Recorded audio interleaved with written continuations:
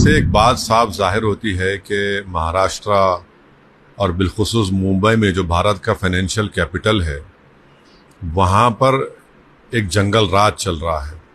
और बड़े अफसोस के साथ ये बात कहना पड़ता है कि मुंबई की पुलिस जो अपने प्रोफेशनलिज्म के लिए पूरे भारत में मशहूर है, वहाँ पर इस तरह की हत्याएं हो रही हैं। तो इससे एक बात मालूम होती है कि वहाँ की शिंदे और फडणवीस की सरकार के पास कोई पॉलिटिकल विल नहीं है। वो पुलिस को बंद करके रखे हैं, उनको काम करना नहीं दे रहे। और तीसरा ये है कि उनको सिर्फ इलेक्शन की फिक्र है। महाराष्ट्र और मुंबई में जो आम जनता है, उनकी सेफ्टी का उनको ना कोई पासो लिहाज है, ना उसका कोई प्रोग्राम है उनके पास। और एक 3 मरतबा के एमएलए और जो खुद उनकी पार्टी के अलायंस में है, आप उसकी हत्या कर दी जाती है, जिसमें 3-3 गोलियां मारी जाती हैं।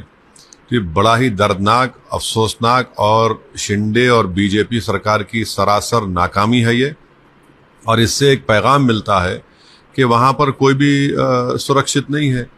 आप ये दूसरी हत्या हो गई है उनके अलायंस के पार्टनर की, जब आप अपने ही गुट के लोगों को नहीं बचा पा रहे हैं। और मालूम ही हो रहा है कि मरहूम एक्स एमएलए साहब ने, बाबा सिद्दीकी साहब ने लिखकर भी दिया था कि उनको थ्रेट है, तो उसके बावजूद भी उनको कोई सिक्योरिटी नहीं प्रोवाइड करे। तो ये कंप्लीट पॉलिटिकल फेलियर है, लॉ एंड ऑर्डर का फेलियर है, और ये बहुत बड़ी कॉन्स्पिरेसी है।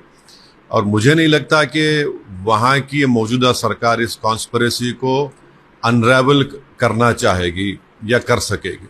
सर, चुनाव होने हैं सूबे में, क्या उसके ताल्लुक से आपको कुछ दिख रहा है कि नहीं? इसको एक आदमी की तो जान चले गई, एक उनकी दोनों औलादें, उनका बाप, उनका बेटा और उनकी बेटी अपने वालिद से महरूम हो चुके हैं, वो यतीम हो गए हैं। तो आप चुनाव से ज्यादा यह है कि वहां की सरकार ने पुलिस को कमजोर करके रख दिया, खासतौर से मुंबई की पुलिस को, जो उनका प्रोफेशनलिज्म एक मशहूर था। वहां का इंटेलिजेंस का नेटवर्क लगता है कि बिल्कुल खत्म होकर रह गया।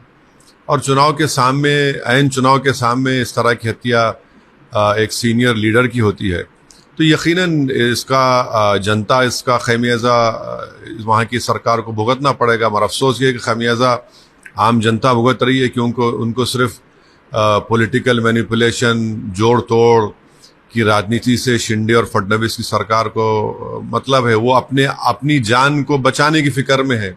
उनको इस बात की फिक्र नहीं है कि वहाँ की जनता, वहाँ के लोग कितना अपने आप को अनसेफ महसूस करते हैं। तो यकीनन ये जनता, महाराष्ट्र की जनता, इनको सबक सिखाएगी, क्योंकि इस तरह दिन कोई गाड़ी के करीब आकर 3-3 गोलियां चला देता है बाबा सिद्दीकी के ऊपर। और उन्होंने हालिया दिनों में मालूम हो रहा है कि उन्होंने लिखकर भी दिया था कि उनकी सिक्योरिटी में इजाफा किया जाए। तो ये मुंबई के लिए, जो भारत का एक फाइनेंशियल कैपिटल है, ये मैसेजिंग जो हो रही है, बहुत गलत मैसेजिंग जा रहा है।